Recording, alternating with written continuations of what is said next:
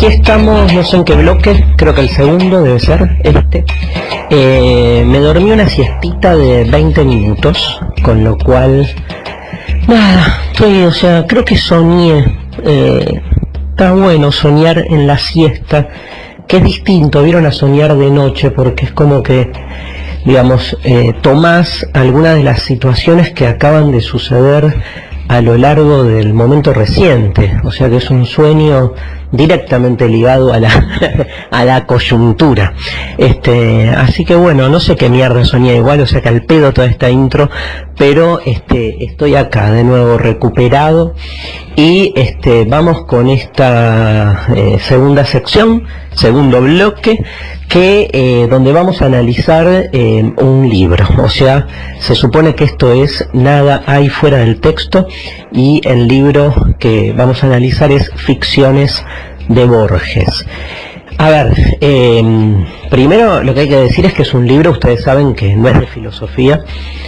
¿Por qué nos damos el placer, el lujo de trabajar un libro que no es de filosofía en este contexto? Porque ustedes saben que un poco la manera que hacemos filosofía nosotros tiende como a desbordar sus fronteras naturales, y más cuando encontramos que hay propuestas literarias que claramente exigen, digamos, la apertura del canon, porque son libros como nos pasó en el caso de algún libro de la Biblia que también analizamos, o en este caso literatura, digamos, como en Ficciones, que es un conjunto de cuentos, digamos, un compendio de, en realidad, dos libros que son Artificios y El jardín de senderos que se bifurcan, cada uno de los cuales con una cantidad de cuentos importantes, que son de esos cuentos, digamos, tradicionales, de los más conocidos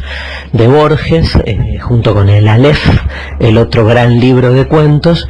Me parece que son, decía, propuestas literarias que exigen tratarla filosóficamente, porque en su propuesta, además de todo el aspecto propiamente, digamos, narrativo, sí, en el sentido de que hay una propuesta, como en la de cualquier cuento, de construir una ficción, y una ficción fantástica, como son en general los cuentos de Borges, que a lo que tienden es a un relato que en algún momento se resuelve de una manera inédita, ¿no? Digo, lo fantástico en Borges tiene que ver con esos finales disruptivos, casi como que cada cuento supone una especie de, digamos, de situación escondida, ¿no? Algo oculto, que de alguna manera algún personaje o algún narrador termina por revelar, ¿no? Digo, la mayoría de los cuentos de Borges son revelaciones a partir de un suceso, de un problema que se plantea durante el relato. Y no es algo muy distinto, ¿no?, a lo que hace la filosofía, que en realidad está planteándose a partir de, digamos, de una lectura del ser, ¿no?, de una lectura de la realidad, que siempre de algún modo su explicación excede lo que se presenta como obvio, ¿no? Hay una pelea contra la obviedad en la filosofía, está claro eso.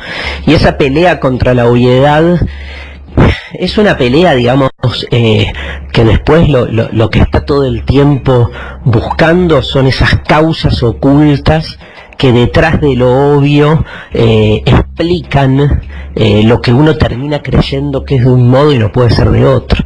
A la naturaleza le place ocultarse, ¿se acuerdan? Decía Heráclito.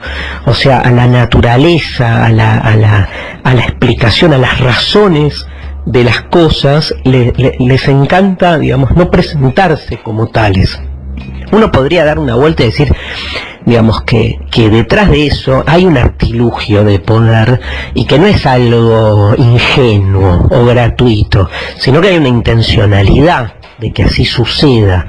Creo que en la literatura borgiana todo esto resulta como mucho más evidente.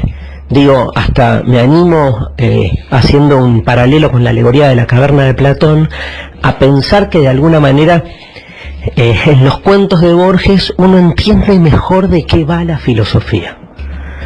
Porque el dispositivo está expuesto de una manera muy literal, y el dispositivo tiene que ver con el recurso de la ficción, cosa que me genera la necesaria conclusión de que toda la filosofía así pensada tiene más que ver con la literatura que con esa disciplina que la filosofía presenta de sí misma, ¿no?, como una disciplina que tiene que ver con la verdad y con la búsqueda de la verdad, ¿no? Como si en la ficción se estuviese construyendo una apariencia a partir de ese pacto ficcional del que todos somos parte y que todos consensuamos y asumimos que estamos leyendo una supuesta apariencia, y en la filosofía no. Como que cuando lees un libro de filosofía no entras en el código de que te están inventando metafóricamente un cuento. Lees la fenomenología del espíritu y se supone que Hegel cree que está explicando las cosas tal como son. Ahora lees Telón Ucbar Orbis Tertius, cuento con el que inicia Ficciones Borges, y está claro que ahí en el relato se nos habla de un planeta, ¿no?, de un mundo inventado, y aunque el relato nos indica que el narrador encontró un ejemplar de una enciclopedia donde se cuenta la existencia de ese planeta, damos todos por supuesto que estamos en presencia de un relato de ficción. Y en Hegel no, y en Aristóteles tampoco. A ver, ¿qué de toda la propuesta aristotélica hoy podría sostenerse científicamente o empíricamente? Como para no pensar que tal vez todo el corpus de la obra aristotélica no derivase en última instancia también en una propuesta ficcional.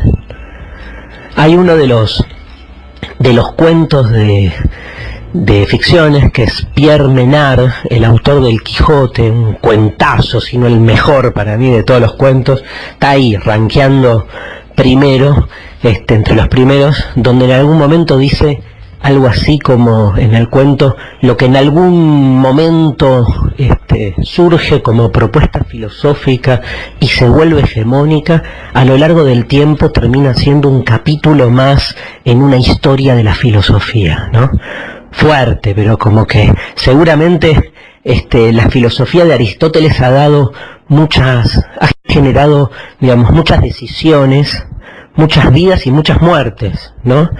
Y hoy se la lee casi como si fuese, diría hasta ingenuamente, un eslabón más en una historia de la filosofía que venimos escribiendo y que nos viene escribiendo.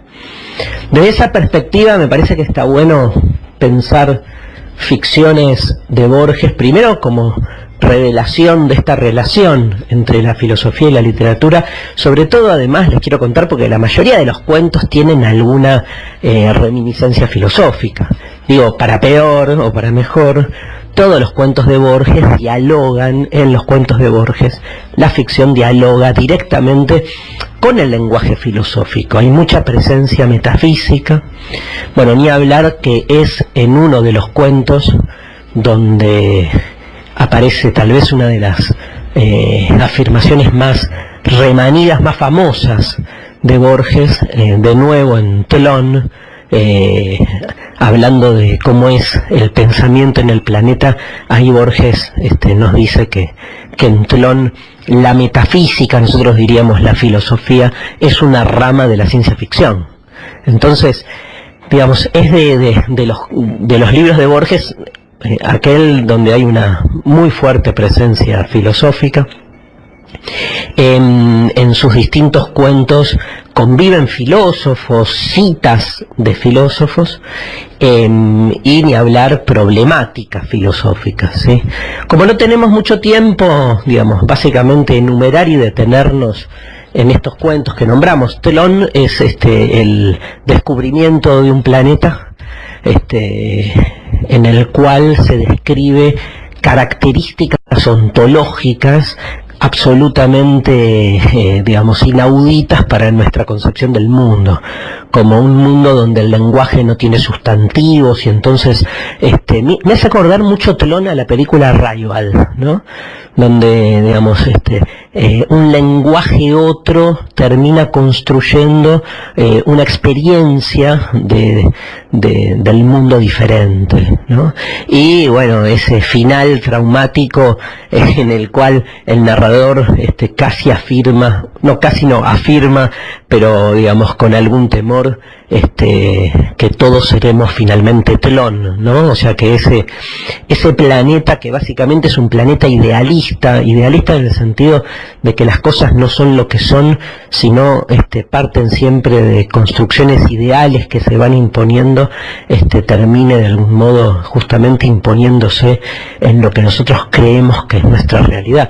Haciendo un paralelismo absolutamente tirado de los pelos, podríamos pensar que el mundo digital es como un sucedáneo de Telón, ¿no? Como que Borges anticipó la revolución digital, pero bueno, del mismo modo que Nietzsche anticipó la sociedad más mediática, si lo pensamos así, y te puedes ir a la mierda, yo qué sé, hasta Heráclito anticipó, digamos, la verga de la realidad. O sea, cuando uno empieza a hacer esos anacronismos están buenos porque le ponen un poco de onda a la cosa, pero bueno, se nos va como para cualquier lado. Después, este texto de Pierre Menard, autor del Quijote, es un texto donde Borges nos presenta a un personaje, Pierre Menard, un escritor de principios del siglo XX, que tiene se da la tarea de querer reescribir el Quijote,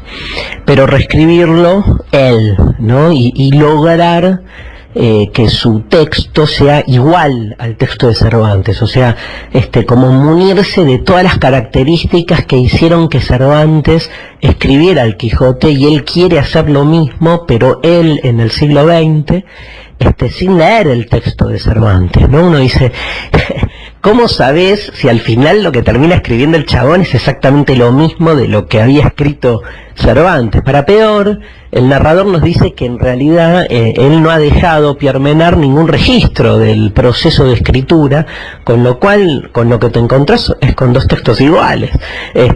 O sea, hay que creerle a Pierre Menard que logró él espontáneamente terminar como siendo Cervantes y pudiendo escribir lo mismo 300 años después.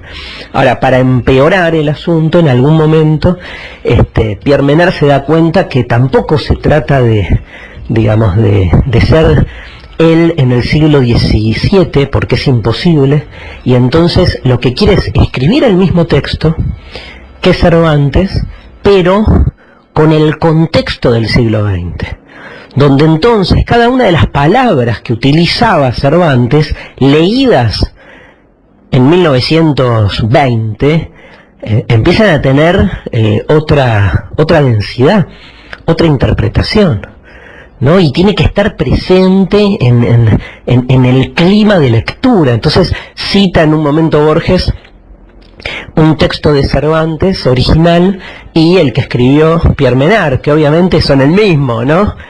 Todos los que leímos por primera vez el cuento buscamos una diferencia en los grafemas, pero no está.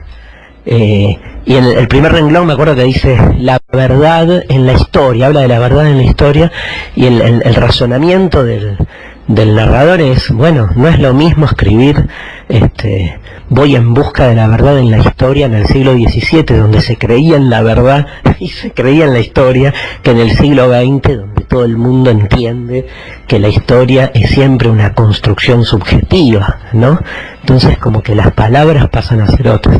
Cuentazo, Pierre Menard, para discutir la idea de autor, ¿no? A mí lo que me encanta es todos los que promovemos un poco la hermenéutica, el arte de la interpretación, y esta idea de que un texto puede tener infinitas interpretaciones. Pierre Menard lo que te propone es justamente lo contrario, que infinitas interpretaciones pueden dar el mismo texto, ¿no? O sea, infinitas lecturas de la realidad al final pueden convergir en un mismo texto. Está buena esa simetría para entender, nada, la propuesta genial de Borges en este cuento. Bueno, está Las ruinas circulares, saben, otro cuento clave, Funes el memorioso. Tenemos cuentos realmente fascinantes en ficciones, El jardín de senderos que se bifurcan, pero bueno, se nos va el tiempo.